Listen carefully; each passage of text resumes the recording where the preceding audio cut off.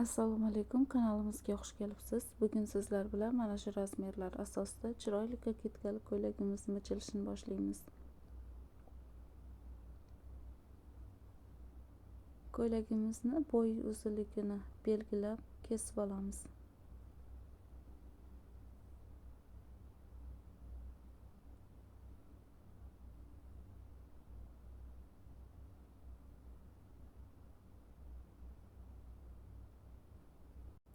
Etek kengligimizni esa 66 cm ni o'lchab 2 qavat qilib oldim va mana shu chekkadagi ortiqcha joyni olib tashladim.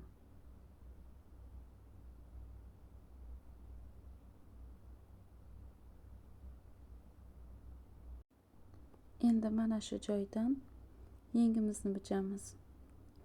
Yengimizni uzunligi 60 cm, kengligi 23 cm.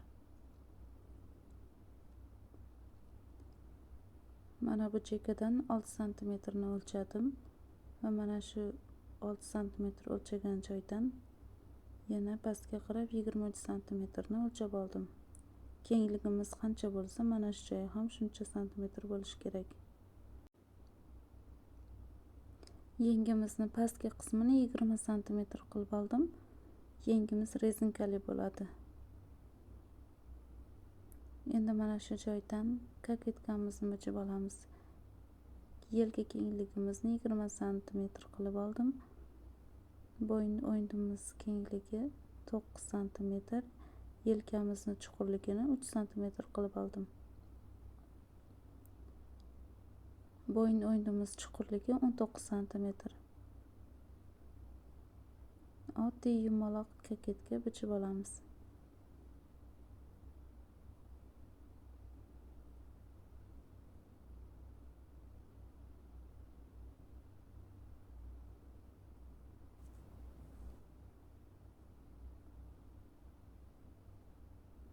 Yelkamizni mana bu chekka qismidan 14 cm ni o'lchab chizib olamiz va koketkamizni uzunligini qancha qilmoqchi bo'lsak, mana shu joyga tutashtirib chizib qo'yamiz.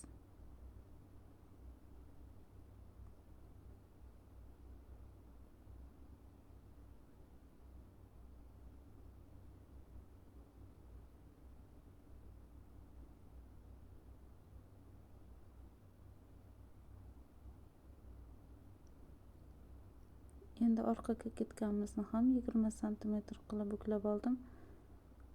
Orqada bo'yin o'yinimiz kengligini 8-9 cm qilishingiz mumkin. Yelkadan 3 cm qiyalatib chizib oldim. Bo'yin o'yinimiz chuqurligi orqada 3-4 cm qilib olamiz. Uzunligini 15 cm qilib oldim. Mana bu chekkadan 14 cm ni o'lchab olamiz va mana shu joylarni bir-biriga tutashtirib chizib qo'yamiz.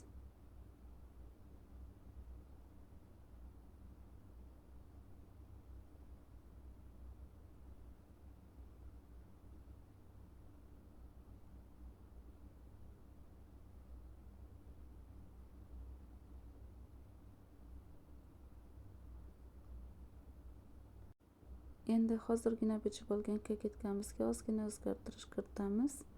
Mana shu joydan 5 cm ni o'lchab ozgina shakl berib oldim. Va mana bu shaklga keldi. Endi mana shu joyni kesib olamiz.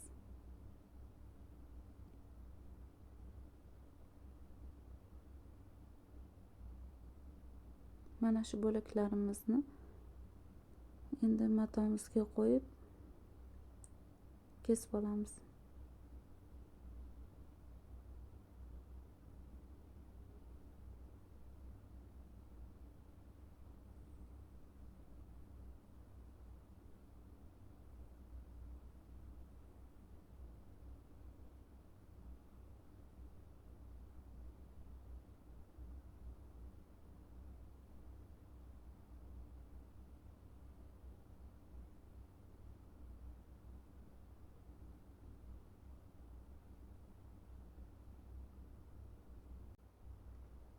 Mana bu joydan orqa koketkamizni bostirib kesib olamiz.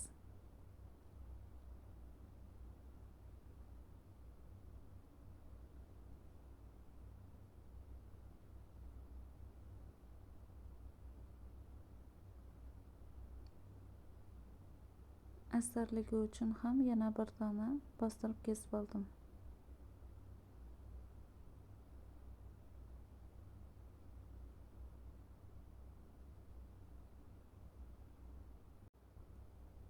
Ko'ylagimizni bichib nihoyasiga yetkazdik. Kelgusi darsimizda tikilishni ko'rib chiqamiz. Kanalimizdan uzoqlashmang. Obuna va like tugmachasini bosishni unutmang.